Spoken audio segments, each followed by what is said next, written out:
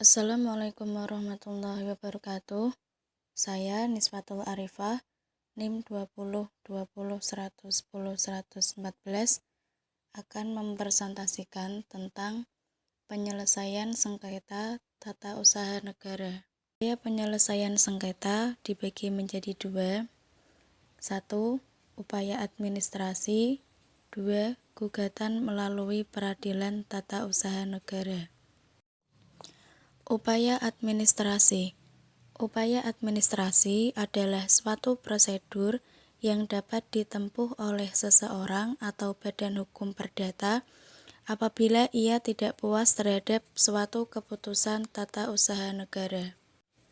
Prosedur upaya administrasi terdiri atas dua bentuk. A. Keberatan.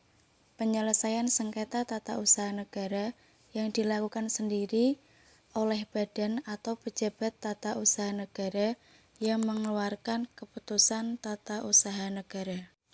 B. Banding administrasi, yaitu penyelesaian sengketa tata usaha negara yang dilakukan oleh instansi atasan atau instansi lain dari badan pejabat tata usaha negara yang mengeluarkan keputusan tata usaha negara yang berwenang memeriksa ulang keputusan tata usaha negara yang disengketakan.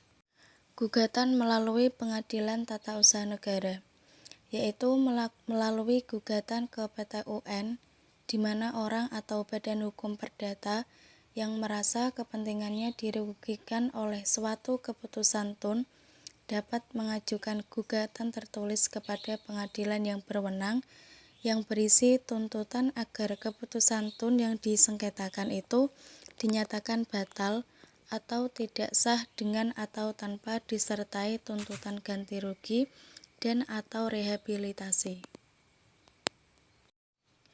Badan yang berperkara dalam TUN yaitu sengketa yang timbul dalam bidang TUN antara orang atau badan hukum perdata dengan badan atau pejabat TUN baik di pusat maupun di daerah sebagai akibat dikeluarkannya KTUN, termasuk sengketa kepegawaian berdasarkan peraturan perundang-undangan yang berlaku.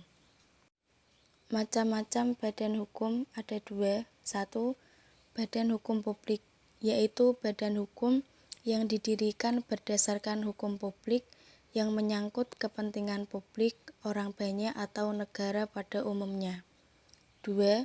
Badan hukum privat, yaitu badan hukum yang didirikan oleh berdasarkan hukum perdata yang menyangkut kepentingan pribadi di dalam badan hukum tersebut.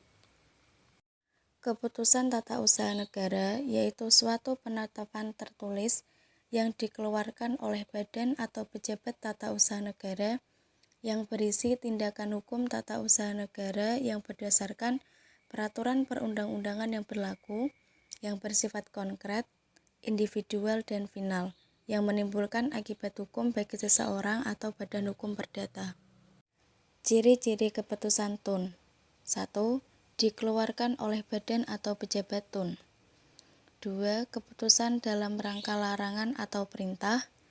Yang ketiga, keputusan yang menyediakan sejumlah uang. 4.